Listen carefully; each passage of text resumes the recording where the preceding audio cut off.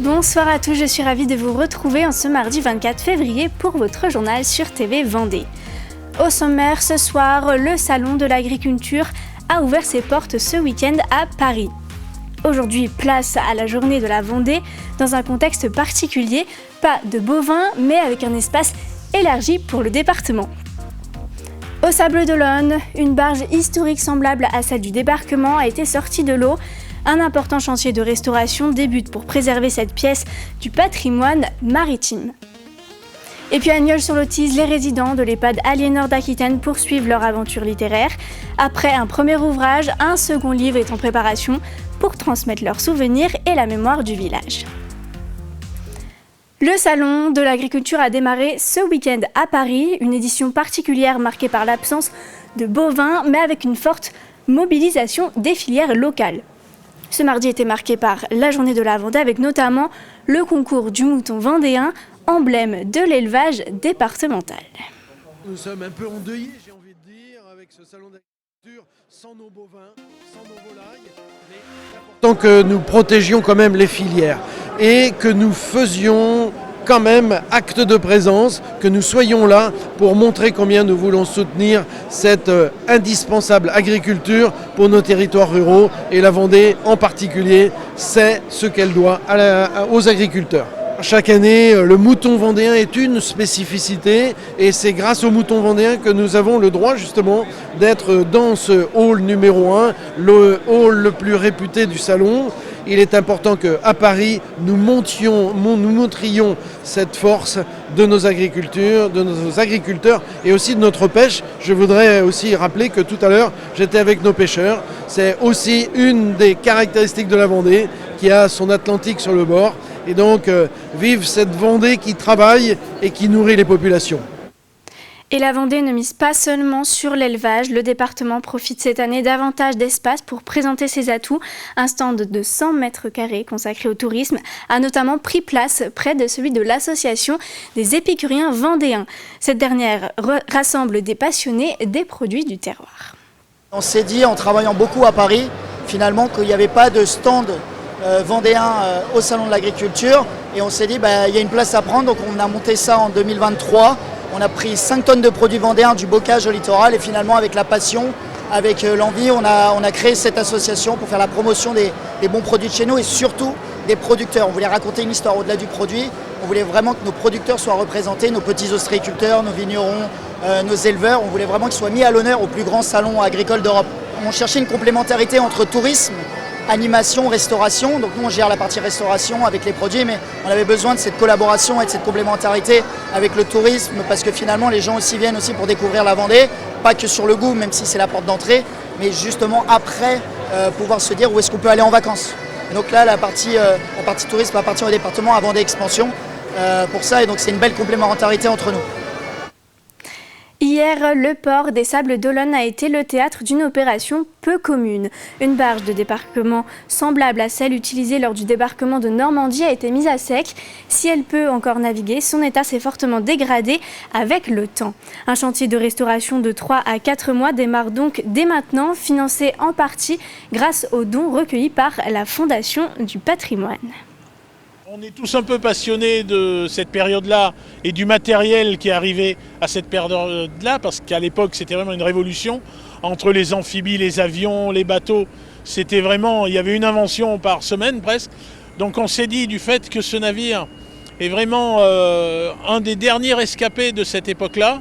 Il n'est pas possible de le voir partir à la ferraille, donc on l'a récupéré un artisan de l'Île-Dieu, Philippe Buchoul, qui s'en est servi pendant 30 ans. On se connaissait bien et il m'a dit ça serait bien qu'on arrive à sauvegarder ce bateau. Donc on a monté une association. Ça restait quand même des navires conçus pour la guerre, donc ils avaient un niveau de sécurité qui était quand même assez monstrueux.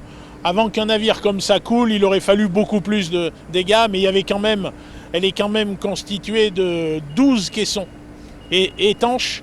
Et sur ces 12 caissons, il y en avait 3 qui commençaient à prendre l'eau. On était loin d'être en danger, mais malgré tout, on voulait vraiment attaquer ces travaux. La barge sera transférée mercredi par les transports Ogiso vers le chantier Pépin à Trièze dans le sud Vendée. Après Souvenir, un premier ouvrage écrit en 7 ans à partir de plus de 25 récits sur la vie à Nieul-sur-Lotise, les résidents de l'EHPAD d'Aliénor d'Aquitaine poursuivent l'aventure littéraire.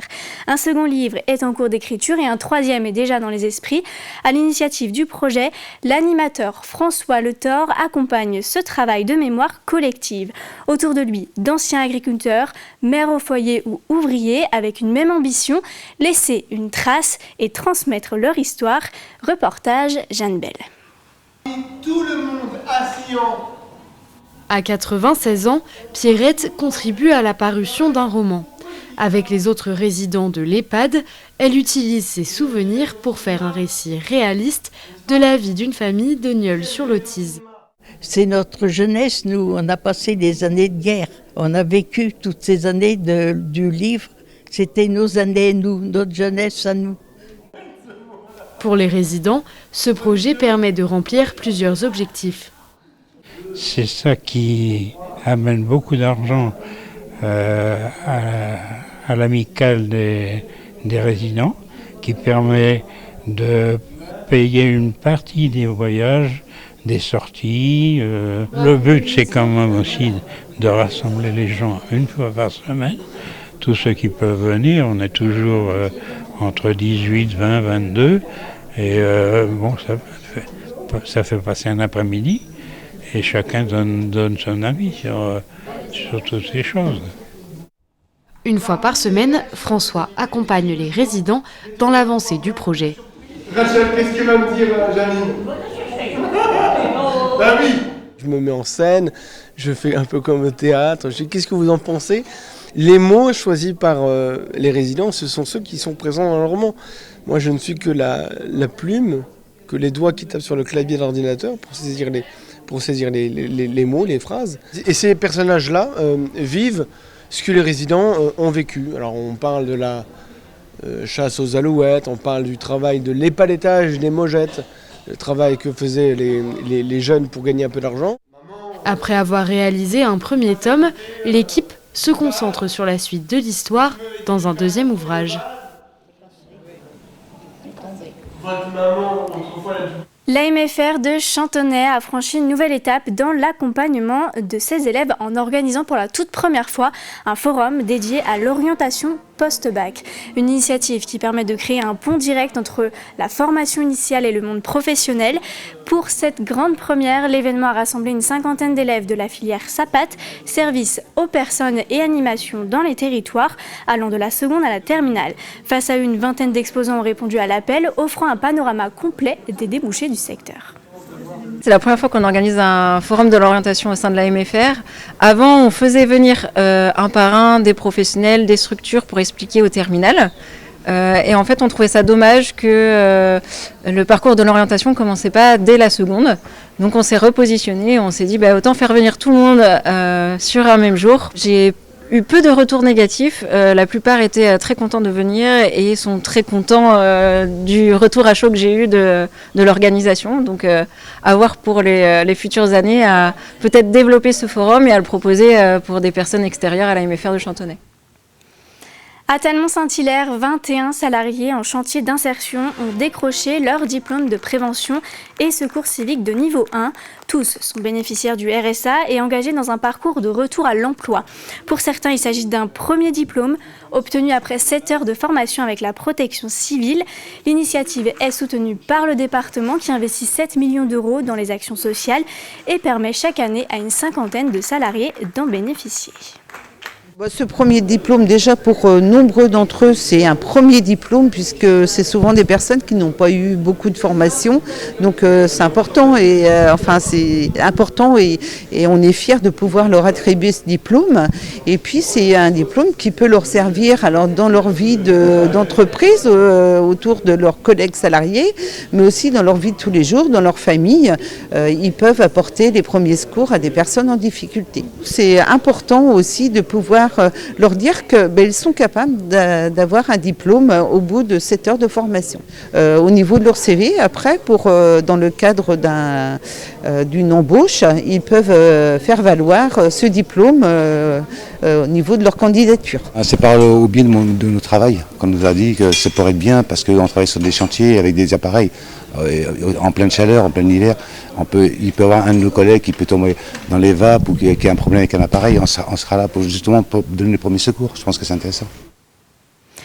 Faire tomber les stéréotypes sur les métiers, c'est tout l'enjeu des trophées de la mixité portés par l'AFPA et le ministère du Travail. En Pays de la Loire, 3 candidats ont été distingués, dont Christophe Van Landewyck. Après 13 ans dans le commerce, il a choisi de devenir secrétaire assistant, un secteur encore largement féminin. Son parcours illustre le rôle clé de la formation et de l'accompagnement dans l'ouverture des métiers à tous. Il défendra désormais sa candidature lors de la finale nationale à Paris en mars 2026. C'est vrai que c'est quelque chose que l'AFPA m'avait proposé de postuler en fait à ce trophée.